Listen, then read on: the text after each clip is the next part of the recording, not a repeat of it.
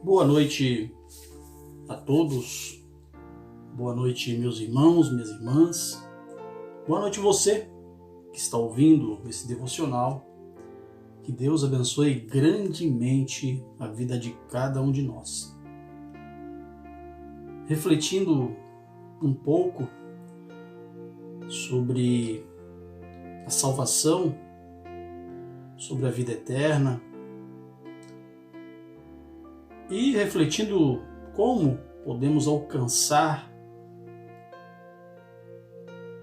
a misericórdia de Deus para nos mudar ao ponto de podermos ser salvos.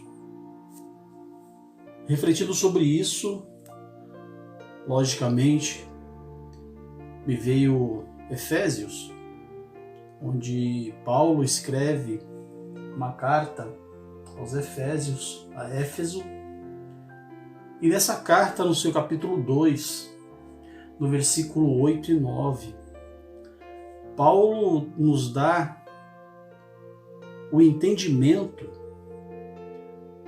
nos dá a compreensão de como se dá a salvação.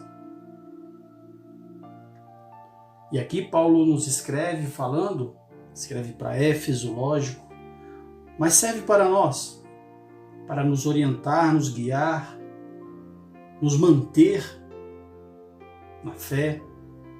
E aqui ele diz no versículo 8 do capítulo 2 da carta aos Efésios: porque pela graça sois salvos, por meio da fé, e isto não vem de vós, é dom de Deus, não vem das obras, para que ninguém se glorie.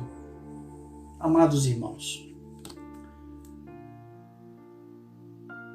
refletindo sobre esse versículo, eu cheguei a uma conclusão interessante.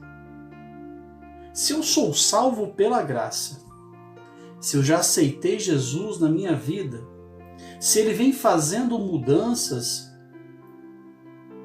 na minha vida, se eu venho mudando, me aprimorando na fé, o porquê que eu tenho que estar ainda em comunhão com as pessoas, frequentando uma igreja, ouvindo um pastor, ouvindo um pregador? Por que ainda eu tenho que estudar a Bíblia?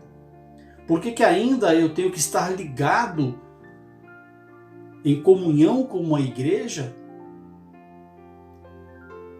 Se eu sou salvo pela graça, isso não vem de mim, é um dom de Deus. É pela minha fé, a fé que eu já expressei, a fé que eu já exprimi,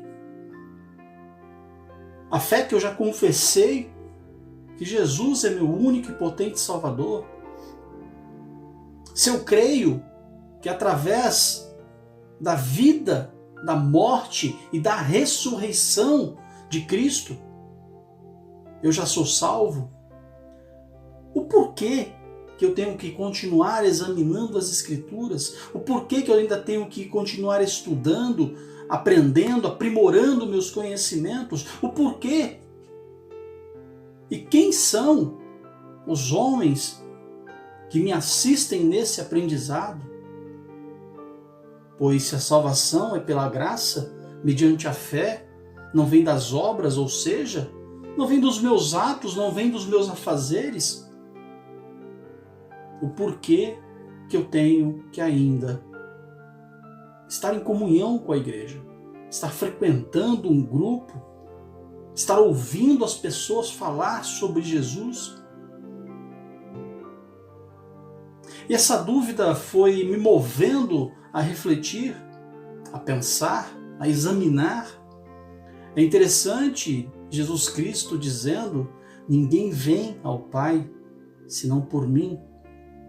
Todo aquele que crer e clamar pelo Senhor será salvo. Todo aquele que vier a mim, de maneira alguma eu lançarei fora. Então o porquê que ainda assim eu tenho que continuar congregando? Eu fui refletindo, fui pensando.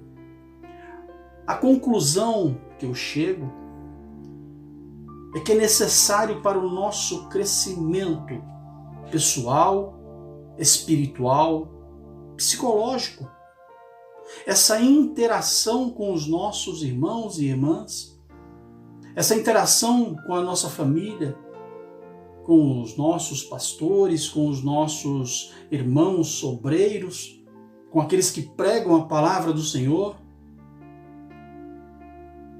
E a história da Bíblia, na Bíblia, vem nos contando isso.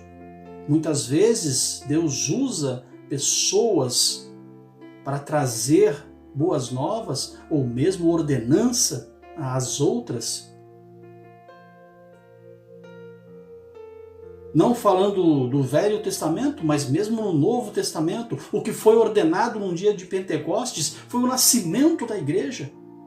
E ali Jesus já havia feito o pacto da nova aliança, selando com o Espírito Santo a sua igreja. É interessante que Jesus ordenou: fiquem em Jerusalém, fiquem juntos, porque eu vou enviar o Consolador. E assim o fez, nos dando exemplo do porquê temos que estar congregando. Nos dando exemplos do porquê estarmos perseverantes na fé. Os apóstolos já eram salvos, com certeza, já tinham recebido a graça, o dom gratuito de Deus. E pensando o que significa graça, graça é um favor imerecido, ou seja, você andando na rua com fome, sede, uma pessoa do nada, sem te conhecer, sem saber da tua história, traz para ti um prato de comida e um copo de água para ceder a tua sede. E você olha para aquilo e fala: não mereço isso, você não me conhece, você não sabe quem eu sou. E a pessoa olha para você: mas eu quero te ajudar. Isso é graça. Dando um exemplo, logicamente, trazendo para a nossa reflexão, explicando dessa maneira. Jesus, mesmo sabendo que não éramos merecedores, Ele traz para nós o alimento da vida, a fonte de água eterna para nos alimentarmos, alimentar o nosso espírito e sanar a nossa sede de santidade. Isso é graça. É favor imerecido. Você não merecia, mas ainda assim Ele te serviu. Meus amados, e Jesus, deixando as suas ordenanças, depois inspirando Paulo a escrever as cartas, e Paulo escreve essa pérola para o cristianismo,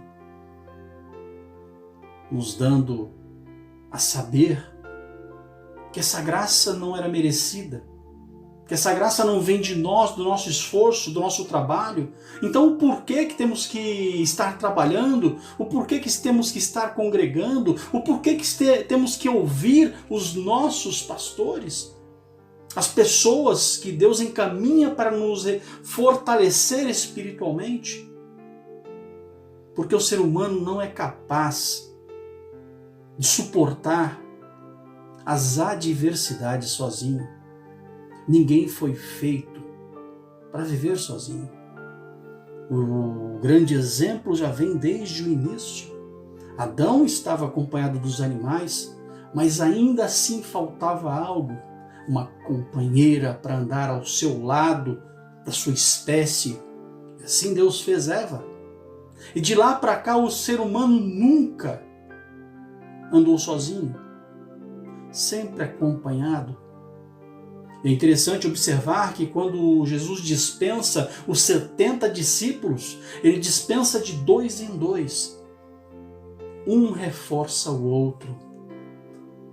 Trazendo para as palavras de hoje em dia, um segura a barra do outro. E o que fazer se você está sozinho? Quantos de nós está sozinho neste momento? Você, meu amigo, minha amiga, que se encontra solitário, sabe que esse não é o caminho que Jesus Cristo quer para nós. Se somos salvos pela graça, também agora devemos trabalhar para juntar o galardão. E trabalhar para o reino do Senhor é evangelizar, é conclamar, proclamar o Evangelho de Cristo. O amor, a mansidão, a perseverança, o crescimento espiritual das pessoas. Mas sozinho não conseguimos. Sozinhos somos fracos, vítimas fáceis daquele leão que anda rugindo ao derredor. Meus irmãos, a salvação é pela graça. Se tu já aceitastes a Jesus Cristo, com certeza tu serás salvo. No grande dia, nós encontraremos o nosso Senhor e Ele nos colocará para dentro da graça eterna, da glória eterna. Mas e esse meandro entre o nosso renascimento, se assim posso chamar, depois que nós nos convertemos e aceitamos a Cristo na nossa vida, até o dia da nossa partida desse mundo? Vamos ficar sem fazer nada? Obsoletos? Não, vamos trabalhar para o reino do Senhor. E para isso é necessário nos reforçarmos com conhecimento, com sabedoria, com força, com garra, um ajudando o outro. E é por isso que o Senhor nos coloca para congregar uns com os outros, aprendendo a lidar com as adversidades dos nossos irmãos, aprendendo a lidar com as dificuldades da convivência humana, aprimorando o nosso espírito para que possamos viver todos em paz, na glória do Senhor. A salvação é pela graça. Se tu já aceitaste a Cristo, tu já és salvo. E nesse meio tempo, o que tu vai fazer? Ficar parado? Não, porque o salvo quer trabalhar, quer fazer, quer desenvolver, quer crescer. E por isso, conversamos, refletimos, analisamos, estudamos, sempre aprimorando o nosso conhecimento. E para isso precisamos lidar, aprender, crescer juntos, para a honra e glória do nosso Senhor. Trabalhando a mansidão, trabalhando o amor. Como vou fazer isso dentro da minha casa trancado? Eu vou me amar? Eu vou ser manso comigo mesmo? Claro que vou. Mas e o outro? Será que eu realmente tenho esse dom? Será que eu realmente sou convertido? Ou eu tenho que caminhar um pouco mais, ajoelhar um pouco mais aos pés do Senhor, me arrepender um pouco mais dos meus pecados? Para que realmente o Senhor entre na minha vida e faça a mudança necessária, aquilo que precisa ser feito para realmente eu ser um convertido, um cristão, obedecendo os mandamentos do meu Senhor Jesus Cristo. Reflita sobre isso, pense, traga para a tua vida essa reflexão, o porquê que eu tenho que trabalhar. As obras, a fé sem as obras é morta. E se eu não tenho fé, como eu posso crescer? Como eu posso suportar as adversidades desse mundo?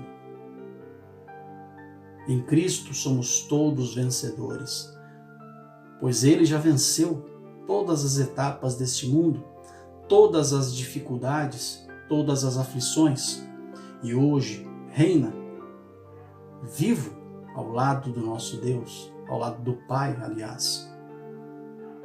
Por isso damos graças a Deus, por isso louvamos ao Senhor, pela sabedoria e a oportunidade de aprendermos um pouco mais daquilo que o Senhor quer que aprendamos.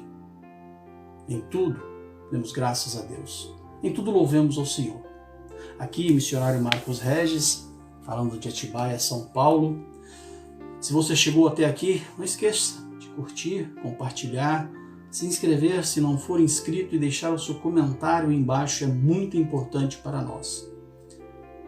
Esses devocionais mais curtos, nós, claro, logicamente não temos tempo de exceder, de compreender ou de nos aprofundarmos um pouco mais nas explicações, mas serve para que nós possamos refletir sobre aquilo que o Senhor deu para cada um de nós.